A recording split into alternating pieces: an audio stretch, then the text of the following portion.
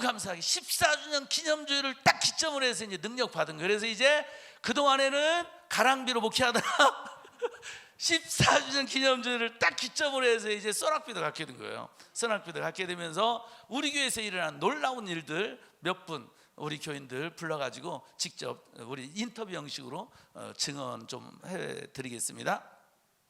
먼저 우리 남현숙 장로님, 남현숙 장로님 나와주세요.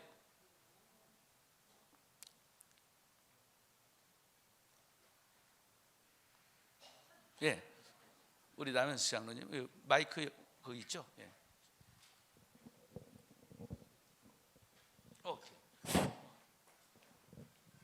예, 우리 기쁨의 교회 이쪽으로 가까이 여기 오세요.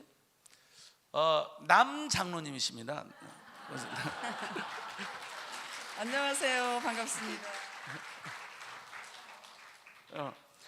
우리 장로님은 제가 가랑비 은혜가 있을 때에도 아주 교회 열심히 신앙생활하고 교회 중심으로 신앙생활하는 분이었어요. 이제 그런데 우리 장로님이 이렇게 이제 은혜가 돼가지고 조금 더 내가 좀 더 교회 봉사 더 열심히 해야지, 좀 더 교회를 좀 더 좀 해야지 하고 더 하려고 그러면 어떤 일이 생겼나요? 더 하려고 할 때마다 죽음의 영이 이제 죽음의 영은 나중에 깨달은 거고 지금부터 말하면 어떻게 돼? 몸이 어떻게 됐는가? 몸이 아픈 거예요. 네. 근데 그때도요 이렇게 분별이 돼서 병원에 갈 건 아니고 그때마다 몸이 아플 때마다 교회로 왔어요. 그러면 벌써 십자가가 보이면 몸이 회복이 되는 게 막 느껴질 정도로 그렇게 강하게 역사가 되었었습니다. 예, 이렇게 교회를 좀 열심히 하려고 하면 몸이 아파오는 거예요. 몸이 아파오는 거예요. 이렇게 몸이 아파오고, 그럼 이제 몸이 아파온 것을 이제 본인이 이렇게 기도하면서 해결했죠. 근데 그러다 보니까 교회 생활에 대해서 나를 힘들게 만드는 모습이 있었어요. 그래서 이제 되는 대로 하자, 되는 대로. 그래서 목사님한테 이제 성도들이 이제 전화가 오잖아요. 이제 구역 예배 그렇게 하면 되는 대로 해 그랬다고 목사님한테 혼난 적도 있어요. 교회를 오라 그래야지 왜 되는 대로 하라고 그래. 무슨 말이냐면 좀 더 열심히 하려고 하면 몸이 아파오니까, 그러니까 그냥 할 수 있는 만큼만 하겠다는 거죠. 그러니까 되는 대로 하고 안 되면 안 하고. 그러니까 안 되더라도 우리 안 되면 되게 하라 이게 있어야 되는데 안 되니까 그냥 되는 대로 하겠습니다. 무슨 뭐 교회 봉사 뭐 시키면 되는 대로 할게요 이게. 그러니까 안 되면 안 한다는 거잖아요. 이런 문제들이 있었어요. 이제 그런 답답함이 있었는데 제가 이제 능력을 받고 이제 우리 성도님들에게도 빌립 집사로 만들려고 이제 이런 치유에 대해서 가르치게 됐어요.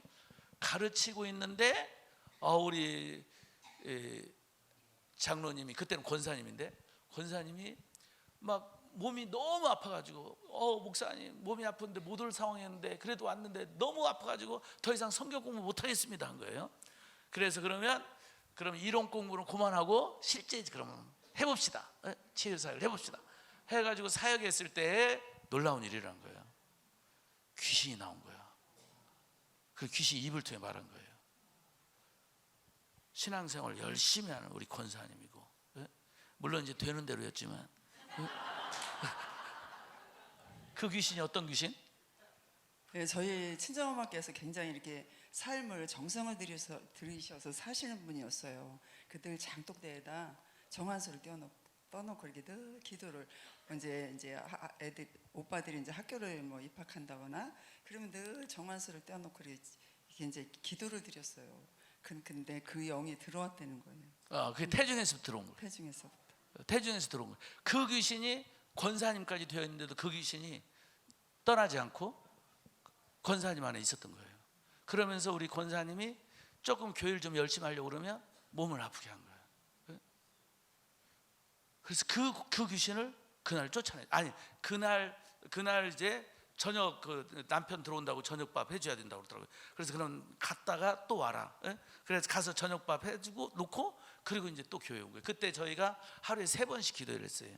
새벽 기도회, 오전 11시 기도회, 저녁 8시 기도회. 이렇게 하루 3번씩 기도를 했거든요. 그래서 집에 갔다가 저녁 8시 기도에 온 거예요. 그리고 이제 그때 기도해가지고 그 귀신을 쫓아낸 거야.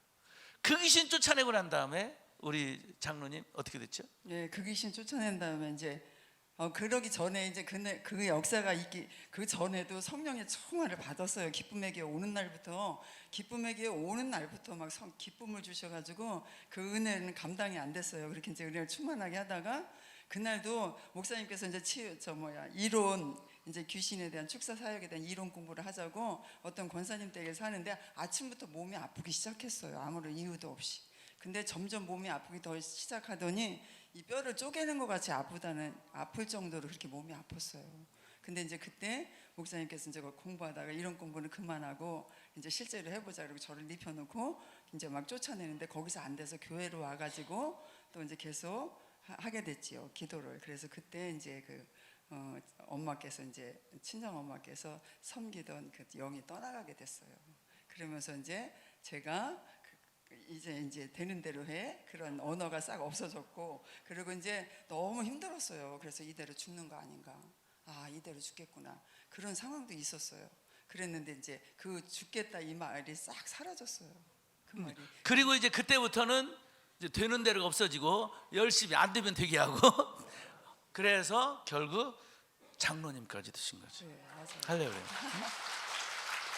그리고 이제 앞에 나온 김에 하나만 더, 이건 이제 원래 이 주제하고는 조금 관계가 없지만 그래도 이렇게 한번 귀하게 나왔으니까 드린다면, 우리 이 성전을 건축하는 과정 속에 정말 기도가 쌓였을 때 역사가 일어난다, 요걸 실감하는 그런 간증이 우리 장로님한테 있어요. 우리 장로님이 기쁨의 교회 등록해서 얼마 안 됐을 때에 성전 건축과 관련해서 감동을 받아요. 그걸 말해주세요. 제가 우리 교회 94년도에 왔는데 95년도에 한화산 기도원을 가게 돼요. 여름 신앙 수련회로.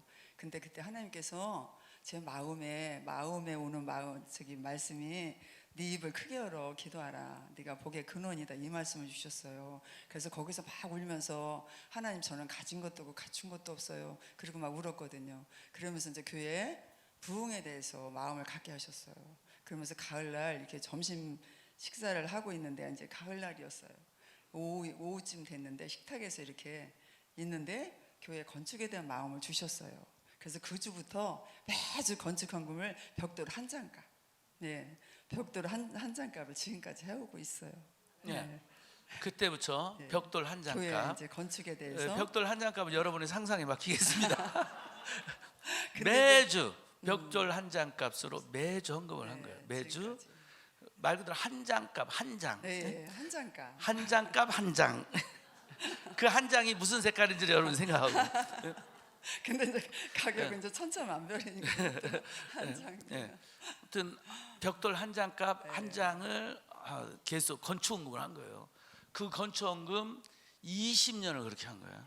근데 20년 끝나고 지금도 하고 있는데 20년 했을 때에 우리가 이 땅 계약했어요. 할렐루야.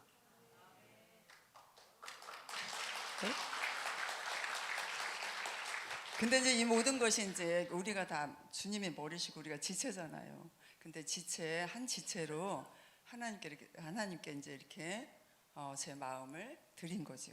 그렇게 해서 이렇게 여기까지 오게 됐습니다. 그래서 그 말씀을 드리고 싶은 거예요. 그러니까 우리 이 성전 건축의 큰 축복을 제가 받았는데, 그 받은 과정 속에 이렇게 기도가 쌓이고 헌신이 쌓인 건데, 그 중에 하나가 교회 와가지고 얼마 안 됐을 때 상가에 있을 때 성령의 인도를 받아가지고 성전 건축을 위해서 헌금을 하는데 벽돌 한 장 놓듯이 매주 하나님께 드린다. 한게 확실하게 말하면 10,000원이에요. 그 10,000원을 벽돌 한 장 값으로 10,000원을 매주 한 거예요. 매주. 그걸 매주를 20년을 한 거예요. 20년. 근데 그 20년 했을 때 이 성전 건축 땅을 우리가 산 거예요. 왜? 그리고 이렇게 이 성전 건축, 그래서 성전 건축 입당 감사 예배 때 많은 사람이 있는데 입당 감사 예배 때 대표 기도를 시킨 거예요. 왜? 이 성전 건축이 이렇게 한 사람의 그런 희생, 기도를 통해서 이런 기도들이 쌓여가지고 성전이 건축됐다는 거죠. 할렐루야. 예, 감사합니다. 네, 감사합니다. 예, 또